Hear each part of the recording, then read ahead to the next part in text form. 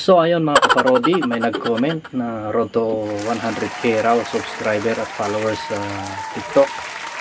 Kaya nating paabutin. So ang gagawin ko lang raw, pagbutihin ko yung pag-aawit, yung seryoso raw. Kaya kakantahin natin yung Bohemian Rhapsody, yung Mama.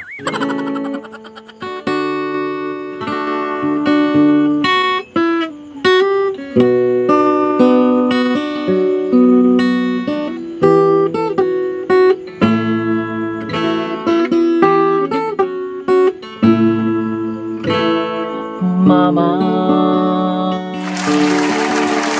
anak ni Lola, siya ay nag-asawa, kaya tinawag siyang Mama. Mama, asawa ni Papa,